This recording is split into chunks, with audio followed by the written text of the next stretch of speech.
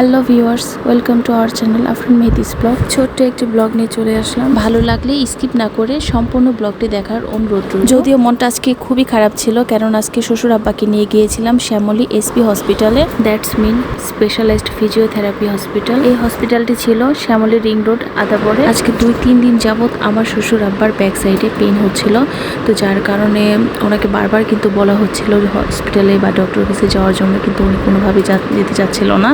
তো যার কারণে আজকে জোর করে আমি এবং আমার হাজব্যান্ড দুজনে মিলে ওনাকে হসপিটালে নিয়ে আসছি। আর ডক্টরের কাছে আসার পরে ডক্টর এই টেস্টগুলি দিয়েছিল।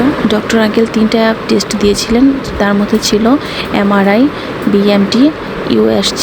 আর টেস্ট করে ডক্টর আঙ্কেল যেটা বললেন সেটা হচ্ছে আমার শ্বশুর আব্বার ব্যাক সাইডের মেরুদণ্ডের হাড় 3টা হাড় ফাঁকা হয়ে গেছে, যার কারণে সেখান থেকে জেলি টাইপের কিছু একটা লিক করছে। তো সেটার জন্য কিন্তু হাঁটুতে এবং কোমরের সাইডে ভীষণ পেন হচ্ছিল। তো এটার জন্য এক্সারসাইজ উনি দিয়েছেন, কিছু থেরাপিও দিয়েছেন। আর ডক্টর আঙ্কেলের কথা কি বলবো, ওনার ব্যবহার খুবই ভালো।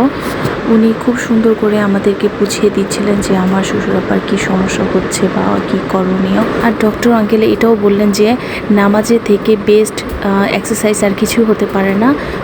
যদিও আমার শ্বশুর আব্বা আগে চেয়ারে বসে নামাজ পড়তেন, তো ডক্টর আঙ্কেল বললেন যে চেয়ারে বসে আর নামাজ পড়া যাবে না, যত কষ্টই হোক না কেন ওনাকে জায়নামাজে বসে কিন্তু নামাজ পড়তে হবে, কেননা জায়নামাজে ওঠা বসা করাটা একটা বড় এক্সারসাইজ।